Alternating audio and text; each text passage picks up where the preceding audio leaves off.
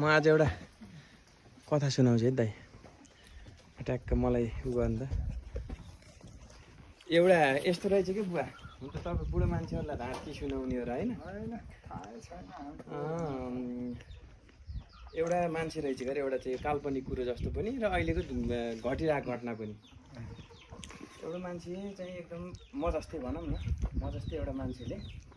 म चाहिँ यो अहिले चाहिँ उमेरमा ट्याक्क पैसा कमाउँछु सिधै जान्छु हुनुपर्छ कि पैसा कमाउँछु 8-10 वर्ष आनन्दले पैसा कमाएर ड्याममा पैसा ल्याइसकेपछि आनन्द यस्तै गाउँको यस्तै यही परिवेश छ नि आनन्दको शीतल मौसम होस् जता हेरे पनि आनन्दको हरियाली जङ्गल होस् सुन्दर शान्त ठाउँ होइन रमणीय ठाउँ होस् चराचुरुङ्गीहरू कराउँ हो त्यो खालको चाहिँ परिवेशमा मलाई त्यसपछि जिउन मन छ भनेको अरे क्या एउटाले त्यसपछि अर्को त्यतिसँग बसेर गफ लगाइरहेको मान्छे के भन्नु है म पनि अहिले ठ्याक्कै त्यही परिवेशमा बसिरहेको छु मेरो गाउँमै घर छ गाई बाख्रा पालेछु बस्तु बाउ छन् गाउँमा चराचुरुङ्गी कराउँछन् हरियाली जता हेरे पनि आनन्द चिन्ता केही छैन बिहानदेखि साँझसम्म आफ्नो फुर्सदी टाइममा काम गर्छु सबै कुरा आफै उब्जाउँछु खान्छु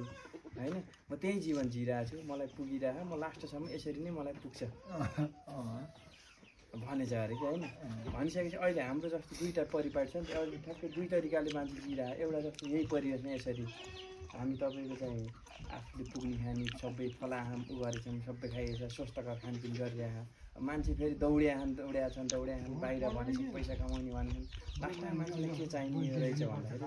आनन्द चाहिने रहेछ नि त त्यहाँ तैँले बेस्ट सोचेर रहेछस् कि मैले बेस्ट गरिरहेको रहेछु ल भन् त भनेर भनेको कि त्यो अर्को मान्छेले अनि त्यसपछि हुन्छ तपाईँ भनेको नि ठिक हो भन्थ्यो अरे कि होइन त्यो गर्दाखेरि चाहिँ आफूलाई हो नि त मान्छेको जीवन त्यही हो आफूलाई के मनपर्छ त्यही गर्ने हो कि तर वास्तवमा यही परिवेश नै लास्टमा मन पराउने हो भने यही परिवेशमा बाँचे त भइगयो त होइन हो कि कस्तो लाग्यो हजुरलाई हो नि कुरो त हजुरहरूले यो यसरी नै बिताउनु भयो नि त जिन्दगी आनन्दले सुखमय तरिकाले